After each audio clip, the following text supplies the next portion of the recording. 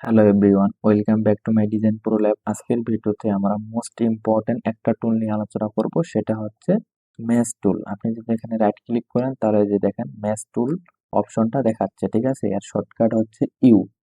তো ম্যাশ টুলের কাজ কি আজকে আমরা শিখবো। তো ম্যাশ টুল শেখার জন্য কি কি জিনিস আমাদের লাগবে, সেটা হচ্ছে সোয়াস একটা কালার লাগবে। দেখেন আমাদের এখানে এই যে সোয়াস একটা কালার এখানে আছে, ঠিক আছে। তো আপনার এখানে যদি না থাকে ডিফল্ট ভাবে, তাহলে আপনি কোথা থেকে নিয়ে আসবেন।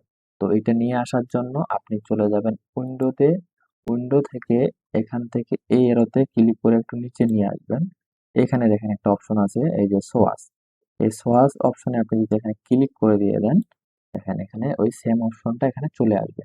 তো সবার প্রথমে ম্যাচ টুল শেখার জন্য আমি একটা সোয়াস কালার নিয়ে নিলাম।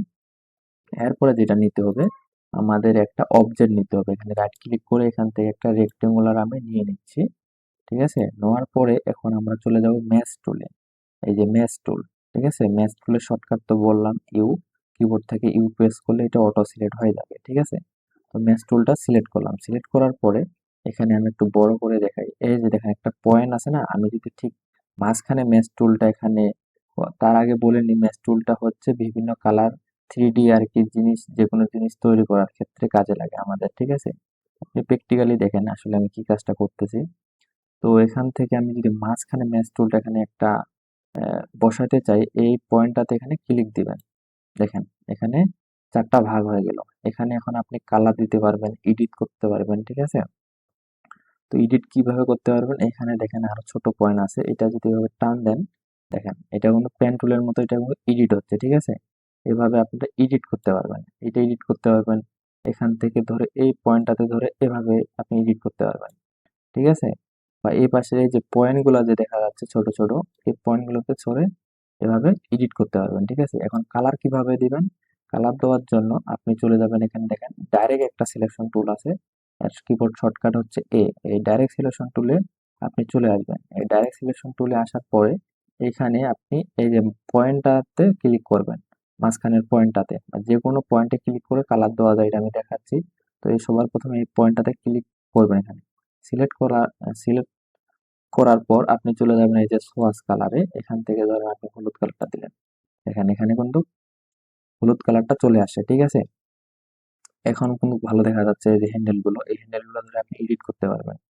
এই যেভাবে ধরে এগুলো কিন্তু এডিট করতে পারবেন, ঠিক আছে। এখন চাচ্ছেন যে আমি এখানে একটা কালার দেবো, তো এখানে কালার দেওয়ার জন্য এখানেও এই যে ডাইরেক্ট সিলেকশন টুল দিয়ে এখানে আপনি সিলেক্ট করবেন। সিলেক্ট করার পর এখান থেকে আপনি ধরেন আমি এই কালারটা দিয়ে দিলাম, দেখেন এখানে এই কালারটা চলে আসলো, ঠিক আছে। আরেক ভাবেও দেওয়া যায়, আপনি এই যে এখানে ফোরগ্রাউন্ড কালারটা আছে না, এখানকার কালারটা কিন্তু এখানেও শো হবে। তো এখান থেকেও আপনি কালার দিতে পারবেন। কিভাবে দিবেন, এটা দেওয়ার জন্য এখানে আপনি ডবল ক্লিক করবেন। ডবল ক্লিক করবেন মাউসের ডবল ক্লিক করার পরে এখানে একটা অপশন আসবে কালার পিকারের, ঠিক আছে। তো এখান থেকে আপনি ইচ্ছা মতো যে কালারটা দিবেন, সেখানে কিন্তু এটা শো হচ্ছে সাথে সাথে, ঠিক আছে। তো এখান থেকে আপনি দেখে ইচ্ছা মতো যে কোনো কালার আপনি দিতে পারবেন। তো এখান থেকে আমি ধরেন নেটটা দিয়ে দিলাম, এখান থেকে ওকে। তো এইভাবে আপনারা কালার খুব সহজে দিতে পারবেন। আরো কিন্তু অ্যাড করতে পারবেন। অ্যাড করার জন্য আপনি আবার চলে যাবেন ম্যাচ টুলে। ম্যাচ টুলে আসার পর এখান থেকে জাস্ট এই যে প্লাস চিহ্নটা যখন আসবে তখন ক্লিক করবেন, দেখেন এটা কিন্তু অ্যাড হয়ে গেল। এই পাশে ক্লিক করেন, এই পাশেও অ্যাড হয়ে গেল। এখানে রেড কালার আসতেছে কেন, কারণ এখানে এই যে ফোরগ্রাউন্ড কালারটা সে অটো ধরে নিচ্ছে। তো এখান থেকে এইটা আবার এখানে আবার ডাইরেক্ট সিলেকশন টুলে যান। এখন ডাইরেক্ট সিলেকশন টুলে আসার পর এখানে ক্লিক করেন। ক্লিক করার পরে সিলেক্ট করার পরে এখান থেকে ধরেন আমি এখানে ব্ল্যাক কালারটা দিয়ে দিলাম, দেখেন এখন কিন্তু ব্ল্যাক কালারটা চলে আসছে। এটা আবার এখানে এডিট করে দিয়ে দেন যেভাবে চাচ্ছেন কালারটা, ঠিক আছে। তো এইভাবে আমরা বিভিন্ন থ্রি ডি বা যে কোনো শেপের কালার কম্বিনেশন করে আমরা খুব অন্য মানে ডিজাইন আমরা তৈরি করতে পারি বিভিন্ন ধরনের, ঠিক আছে। মেশ টুলটা আমাদের খুবই কাজে লাগে। তো এইভাবে আপনারা খুব সহজে নতুন নতুন ডিজাইন তৈরি করতে পারবেন মেশ টুলের মাধ্যমে। তো মেশ টুল আশা করি সম্পূর্ণ প্রসেসটা আপনারা বুঝতে পারছেন। আর নেক্সট ক্লাসে আমাদের থাকবে এখানে হচ্ছে ডাইমেনশন টুলের কাজটা। আমরা নেক্সট ভিডিওতে ডাইমেনশন টুল নিয়ে আলোচনা করব। তো ঠিক আছে, সবাইকে থ্যাংক ইউ সো মাচ।